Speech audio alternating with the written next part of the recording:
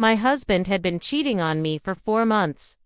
My revenge was genius. I'm Amanda Lewis, 34, an elementary school teacher in Seattle, Washington. I've been married to Daniel, a software engineer, for 10 years. I'm the mother of 2 young children, Emma, 7, and Noah, 5. I'm a dedicated family person, always striving to maintain harmony in my home, even when I felt like I was carrying the weight of the marriage alone. Welcome to Revenge Cat. We reveal gripping stories of broken trust, family secrets, and shocking twists. If you're craving powerful narratives, raw emotions, and the sweet pain of karma, this is your place. Subscribe to the channel so you don't miss a thing. Hi, I'm Amanda. And 3 months ago, I found something on my husband's phone that made me scream so loud, my neighbors called the police.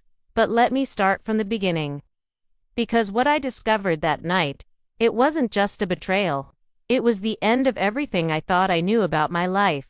My name is Amanda Lewis. I'm 34. I teach 2nd grade here in Seattle. And until that Tuesday evening in May, I thought I had the perfect marriage. I was wrong. So wrong. Daniel and I met in college. 10 years of marriage.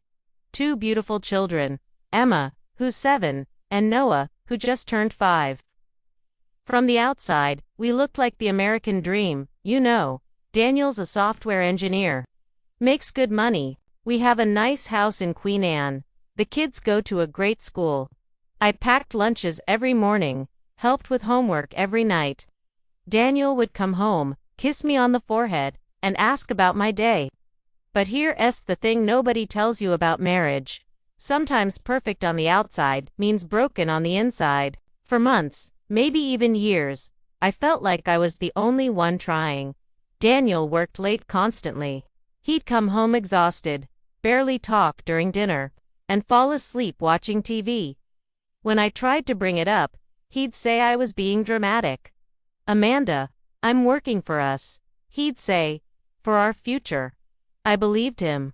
I wanted to believe him. The Tuesday that changed everything started like any other. Daniel left for work early. Around 7 a.m., I got the kids ready for school.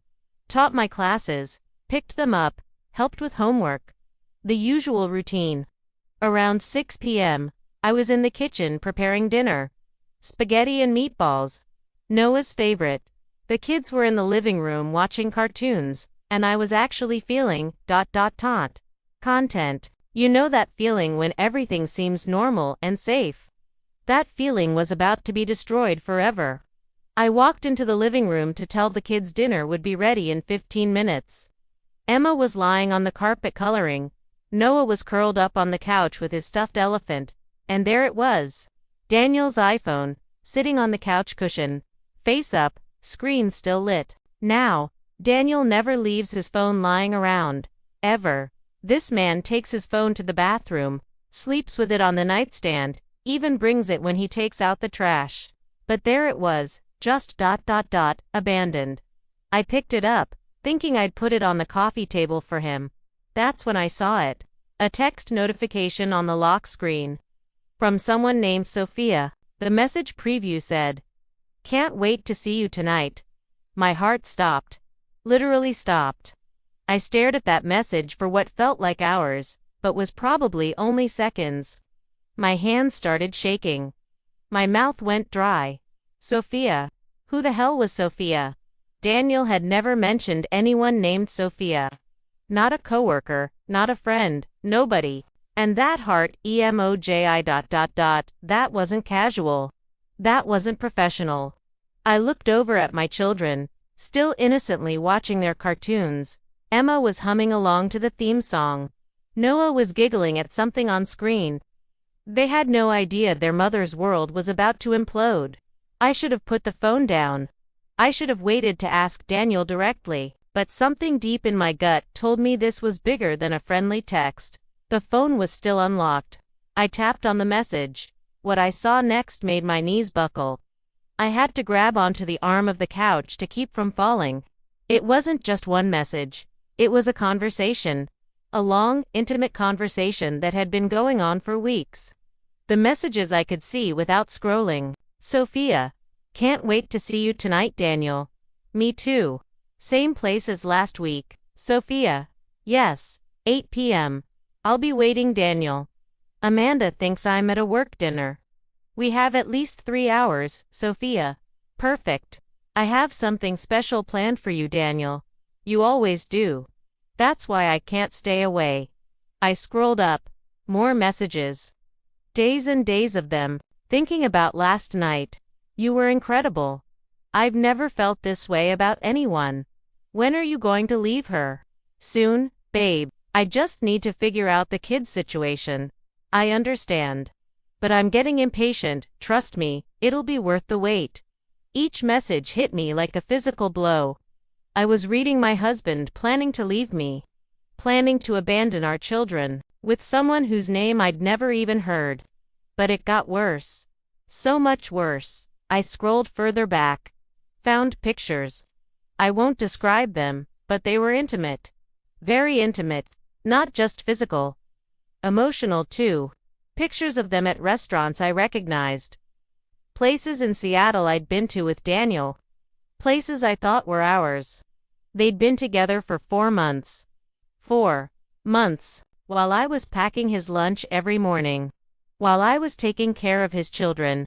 While I was trying to save our marriage, he was planning to leave it. The room started spinning. I felt nauseous. I actually had to run to the bathroom and splash cold water on my face. When I looked in the mirror, I didn't recognize the person staring back at me. I went back to the living room. The kids were still watching TV. Daniel's phone was still in my hand, like evidence of a crime. I couldn't stop myself from looking deeper. I found their first messages, from 4 months ago. It started when Daniel was working on a project with a marketing firm. Sophia was the account manager. Thanks for staying late to finish the presentation. No problem. Great working with you. Coffee tomorrow to go over the client feedback. Sure. I know a great place. That coffee became lunch. Lunch became drinks. Drinks became ... This. But reading their early messages was almost worse than the recent ones. Because I could see the exact moment my husband fell in love with someone else. You make me feel alive again. I haven't felt this young in years. My wife doesn't understand me like you do. You're everything I've been missing. My wife doesn't understand me. 10 years of marriage. 2 children together. And I was just the wife who doesn't understand. I wanted to scream. I wanted to throw the phone against the wall. I wanted to grab my children and run away and never come back. But instead, I did something that probably saved my life. I started taking screenshots. Every message, every photo, every lie he'd told about where he was going. Working late on the Morrison project. Dinner with Sophia, team building event. Weekend getaway with Sophia, Confrontation in Portland. 2 days with Sophia, lie after lie after lie. And then I found the worst part. The part that made me actually scream. A message from just last week. Daniel, I think I'm ready to tell Amanda Sophia. Really? When, Daniel? Soon, maybe this weekend. I can't keep living this double life, Sophia. What about the kids? Daniel, 50-50 it's custody. She'll be fine. She's stronger than she thinks, Sophia. And then we can finally be together properly, Daniel. Can't wait. I love you, Sophia. I love you too. So much. He was going to leave us this weekend. This man was planning to destroy our family in 4 days, and he hadn't even had the decency to hint at it. I was going to find out I was getting divorced the same way I found out about the affair, by accident. That's when I screamed. A raw, primal scream that came from somewhere deep in my soul. The scream of a woman who'd just watched her entire life crumble in real time. Emma and Noah came running. Mommy, what's wrong? Emma asked, her little face full of concern. I had to think fast. I couldn't let them see me fall apart. Not yet. I saw a spider, sweetie. A really big spider. But it's gone now. Noah giggled. Mommy's scared of spiders. If only it were that simple. I put Daniel's phone back exactly where I found it. Then I went to the kitchen and continued making dinner like nothing had happened. But everything had happened. Everything had changed. My hands were still shaking as I stirred the sauce. I kept dropping things. I burnt the garlic bread because I couldn't focus. The kids didn't notice. They were used to mommy being a little scattered during the dinner rush. At 6:45, I heard Daniel's key in the door. "Honey, I'm home." The same cheerful voice he'd used for 10 years. The same voice that had been lying to me for 4 months. He walked into the kitchen and kissed my cheek. A quick, perfunctory kiss. "The kind of kiss you give your roommate. Smells great in here," he said, loosening his tie. "I'm starving." "I bet you are," I thought. "Since you've been working so hard at that office, how was work?" I asked, my voice somehow steady. "Oh, you know. Same old stuff. We're really pushing to finish this project." Another lie. So casual. So effortless. I wanted to grab him by the shoulders and scream I know about Sophia, but I didn't, because I had a plan forming in my head. A plan that required patience. "That's nice, honey," I said instead. "Kids, dinner." We sat around our kitchen table like we had thousands of times before. Daniel told the kids about his day. A fictional day full of meetings and deadlines. Instead of the truth. Planning his escape with his girlfriend. Emma talked about her art project. Noah showed off a loose tooth. Normal family dinner conversation. Except I kept staring at Daniel, looking for signs. How had I missed this? How had I been so blind? Now that I knew, I could see everything. The way he checked his phone constantly. The way he excused himself to take work calls, the new clothes, the better cologne, the gym membership he'd suddenly gotten 3 months ago. "You're quiet tonight," Daniel said to me. "Just tired," I replied. "Long day." "You work too hard," he said, reaching over to squeeze my hand. The audacity. The audacity. This man was holding my hand while planning to leave me for another woman, and telling me I work too hard. I wanted to laugh. I wanted to cry. I wanted to flip the table over. Instead, I squeezed his hand back and smiled. "Yeah," I said. "I guess I do." After dinner, Daniel helped clean up, which should have been my second clue, honestly. Daniel never helped with dishes without being asked. "I might be late tomorrow night," he said, loading plates into the dishwasher. "We have this client dinner thing." I checked my phone. It was Tuesday. According to his messages with Sophia, they were meeting Thursday nights now. "That's fine," I said. "I'll save you a plate." "Thanks, babe. You're the best." "No, Daniel. I was the best. And you threw it away." That night, after the kids were asleep, I sat in our bathroom with the door locked and went through every screenshot I'd taken. I organized them chronologically. I made notes about dates when he'd lied about where he was. I looked up Sophia online and found her LinkedIn profile. She was beautiful. Younger than me. Maybe 28 or 29. Single, no kids. Everything I used to be before I became a wife and mother. I stared at her profile picture for a long time, trying to understand what Daniel saw in her that he couldn't find in me anymore. But that was the wrong question. The right question was, how could I make sure Daniel faced consequences for what he'd done? I could have confronted him privately, had a quiet conversation in our bedroom, maybe gone to couples therapy, tried to work it out. But he'd made his choice already. He'd been planning to leave me. This wasn't a mistake or a moment of weakness. This was a calculated betrayal. That had been going on for months. He was going to humiliate me by leaving. So I decided to beat him to it. The next morning, I did something I'd never done before. I called in sick to work. I spent the entire day gathering evidence and planning. I printed out the screenshots. I made copies. I researched divorce lawyers. I looked into our finances and discovered Daniel had been moving money to a separate account. Money I didn't know existed. The betrayal went deeper than just emotional. He'd been financially preparing to leave me too. But most importantly, I planned the confrontation. I decided to wait until Thursday. the night he was supposed to meet Sophia. And I decided to do it in front of people. Daniel's parents were visiting that weekend. His mom, Patricia, had always treated me like her own daughter. His dad, Robert, had walked me down the aisle at our wedding, because my own father had passed away. They deserved to know who their son really was. I called Patricia and asked if they'd like to come for dinner Thursday night instead of Friday. "Of course, dear," she said. "Is everything all right? You sound a little off." "Everything's fine," I lied.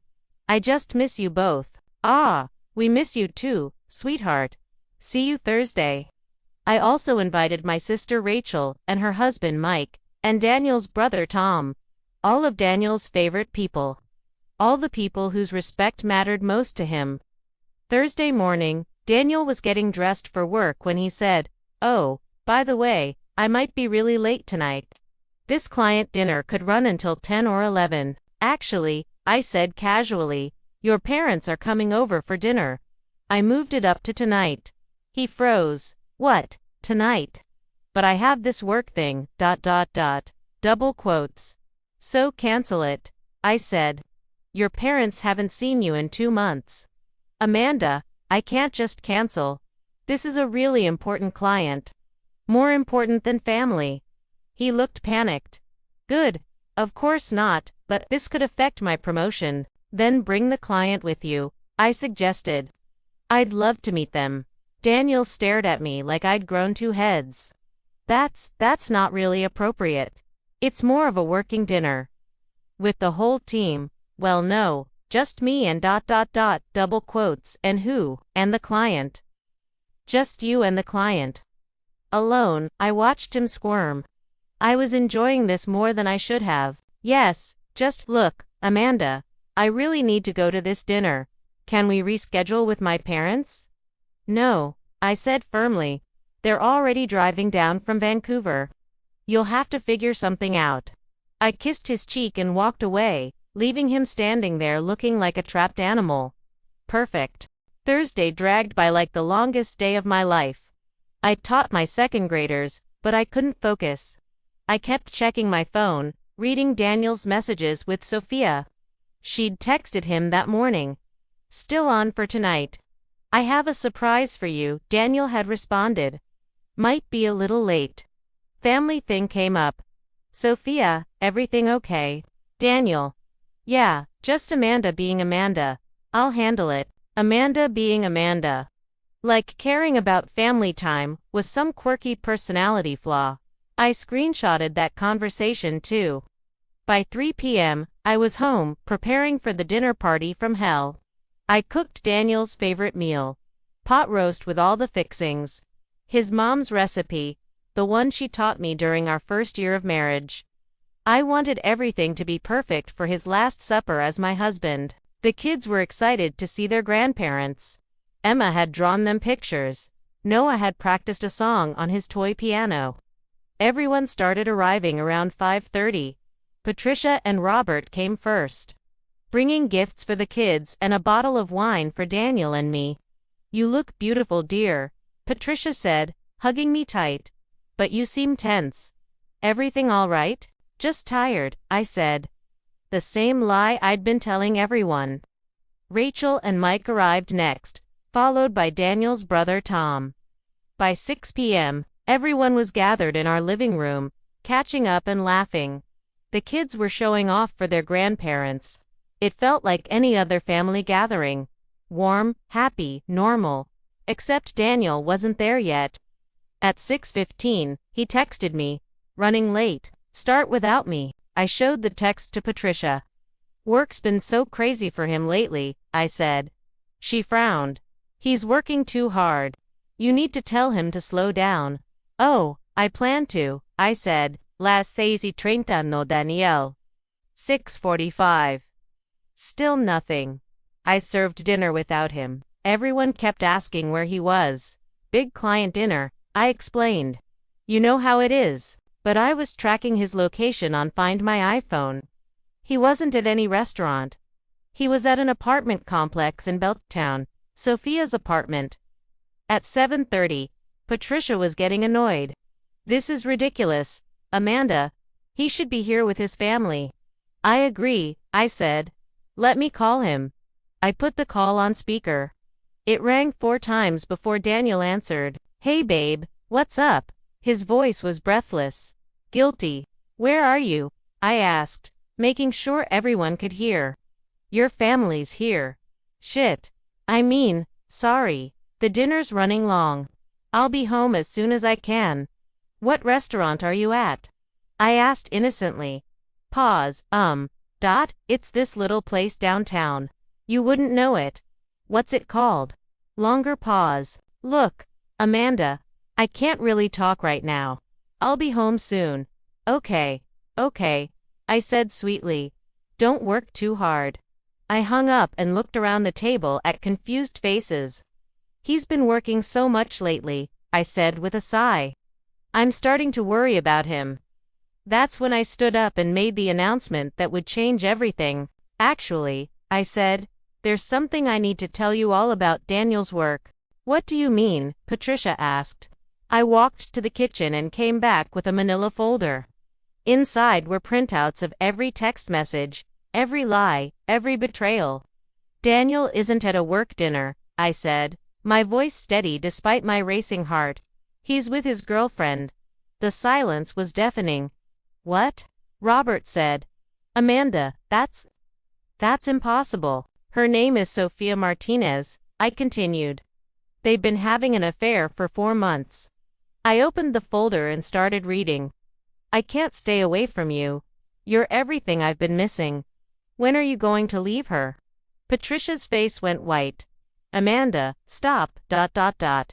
Soon, babe. I just need to figure out the kid situation. Stop, Patricia shouted. This can't be true. I handed her the folder. See for yourself. She took it with shaking hands. Robert leaned over to look. Rachel grabbed my arm. Honey, are you sure about this? My sister whispered. I found his phone on Tuesday, I said to the room. Unlocked. Everything was right there. Tom was staring at me in shock, but Daniel would never. He loves you guys. Daniel loves Daniel, I said. He was planning to tell me this weekend. After 10 years of marriage, I was going to find out I was getting divorced. Like it was a casual conversation. Patricia was crying now, reading through the messages. Oh my God, Amanda. I'm so sorry. And the best part, I continued, my voice getting stronger. Right now, while we're all sitting here worried about him, he's probably having sex with her. Amanda, Robert shouted.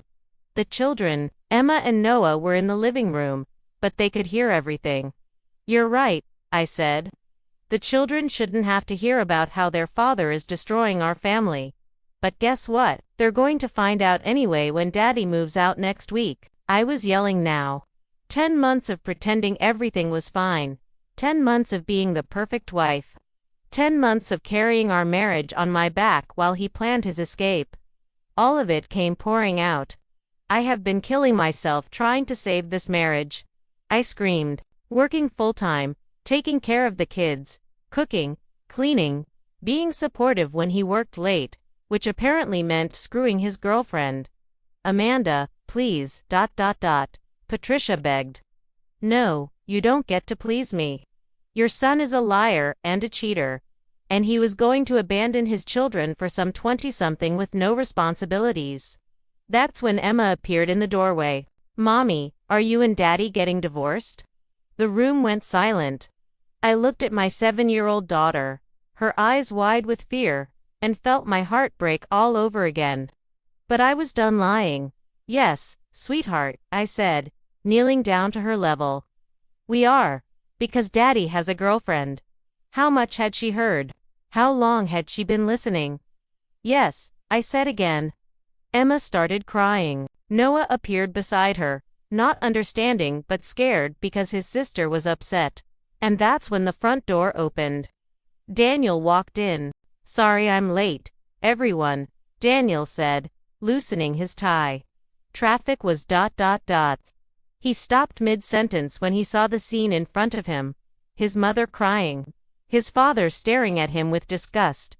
His brother looking away. My sister holding the kids. Me standing in the middle of it all, with tear-stained cheeks and fire in my eyes. What's going on? He asked quietly. How was dinner, Daniel? I asked. With the client. His face went pale. It was ... Fine. What's wrong? Why is everyone ... Funny thing, I continued. I tried calling the restaurant you mentioned, but they said they'd never heard of you. Daniel's eyes darted around the room, looking for an escape route. Amanda, what are you talking about? I held up his phone. I found this Tuesday night. Unlocked. All the color drained from his face. You went through my phone. I went through my lying husband's phone and found out he'd been cheating on me for 4 months. Amanda, I can explain ... Explain what? I screamed. Explain how you've been screwing Sophia Martinez while I've been home with your children. Explain how you've been planning to leave us. Explain how you called me Amanda, being Amanda, like I'm some annoying roommate. Daniel looked at his parents. His mother was sobbing. His father looked like he wanted to punch him. Mom, Dad, it's not. It's complicated. ... It's complicated. Robert stood up. You have 2 beautiful children and a wife who loves you, and it's complicated. You don't understand, Daniel said desperately. Our marriage has been dead for years. We're like roommates. There's no connection anymore.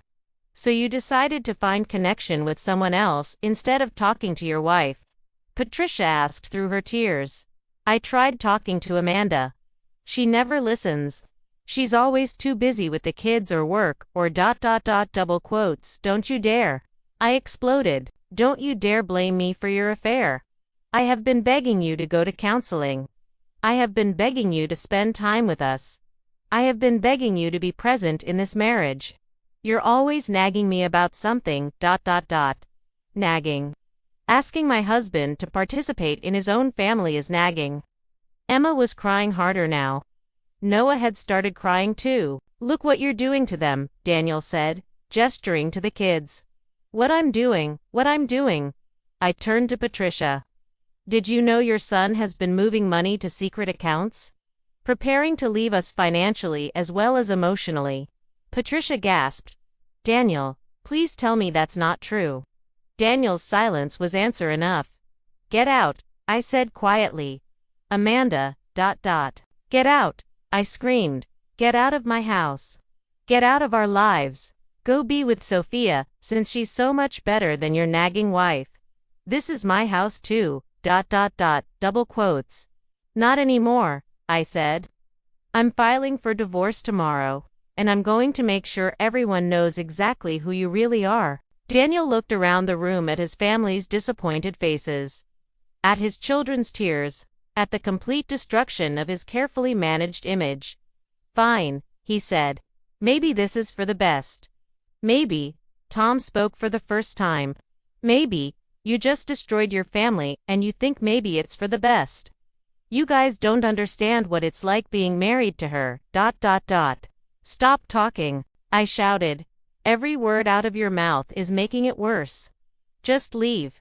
Daniel grabbed his keys and headed for the door. Where are you going? I called after him. Does it matter? He said without turning around. It matters to your children. He stopped. Looked back at Emma and Noah, both crying and confused. I single quotes LL. ... I'll call you tomorrow. Okay kids. Daddy has to go away for a while. Emma ran to him. Don't go, Daddy, don't go. He hugged her, tears finally appearing in his eyes. I have to, sweetheart. But I love you. I'll always love you. Then don't leave us. She sobbed. Daniel looked at me over Emma's head. For just a moment, I saw regret.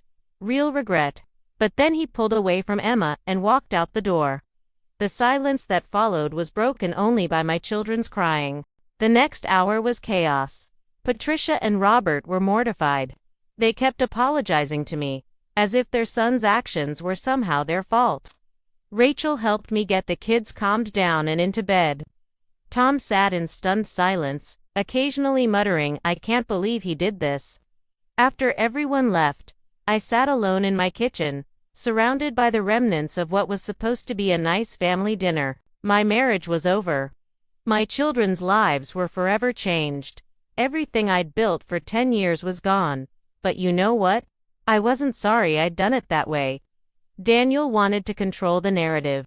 He wanted to leave me on his terms, in his time, with his version of events. Instead, he got exposed for what he really was in front of the people who mattered most to him. He texted me around midnight. "That was brutal, Amanda. You didn't have to humiliate me like that." I wrote back, "You humiliated yourself. I just made sure people saw it." The divorce proceedings started immediately. Daniel tried to claim I was unfit because I'd emotionally traumatized the children by telling them about the affair in front of family. My lawyer laughed. He's the one who had the affair and abandoned his kids for dinner with his girlfriend. Good luck with that argument. Sophia, meanwhile, apparently wasn't prepared for the reality of dating a divorced dad with kids and financial obligations. According to mutual friends, she broke up with Daniel 6 weeks after he moved out. Turns out affairs are more fun when they're secret and exciting. When they become your actual relationship, with custody schedules and alimony payments, they lose their appeal. Daniel tried to come back. Called me crying, saying he'd made a terrible mistake, begging for another chance. But here's what I learned. When someone shows you who they really are, believe them. Daniel wasn't just a cheater. He was a liar, a manipulator, and a coward. He spent 4 months planning to abandon his family and only felt sorry when he got caught. That's not the kind of person you rebuild a life with.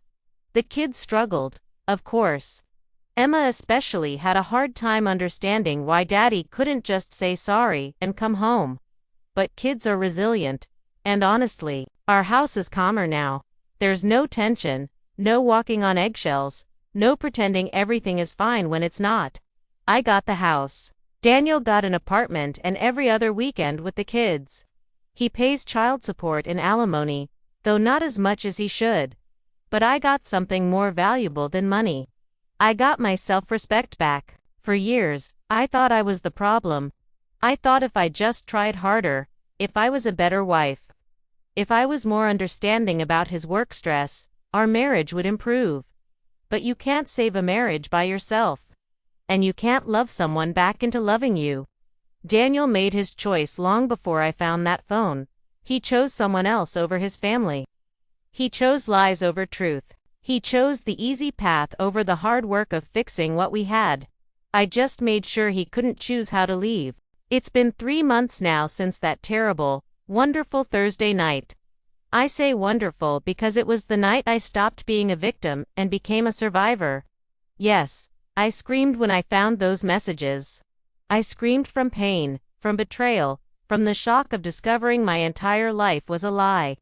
But that scream wasn't just about suffering. It was the sound of my old life breaking apart, so a new one could begin. I'm 34 years old. I'm a single mother. I'm starting over. And for the first time in years, I'm excited about my future. To anyone watching this who sees themselves in my story, you deserve better. You deserve honesty, respect, and love that doesn't come with conditions. If someone is lying to you, cheating on you, or planning to leave you, it's not because you're not enough. It's because they're not enough. Not enough integrity to be honest. Not enough courage to work on problems. Not enough character to honor their commitments. Don't let anyone convince you that their betrayal is your fault. And if you ever find yourself holding evidence of someone's lies, remember this: the truth doesn't lose its power when you speak it out loud. Sometimes the kindest thing you can do for everyone involved is to stop pretending everything is okay when it is not. My name is Amanda Lewis. 3 months ago, my husband's phone changed my life. Today, I'm grateful it did. Because that scream wasn't just the end of something, it was the beginning of everything. If this story helped you in any way, please share it. Someone else might need to hear that they're not alone. And remember, you are stronger than you think, braver than you feel, and worthy of so much more than you're settling for. Thank you for listening to my story. For more heartwarming videos, don't forget to subscribe to the channel, like, comment, and share. If you're craving powerful storytelling, raw emotion, and the sweet pain of karma, this is the place for you.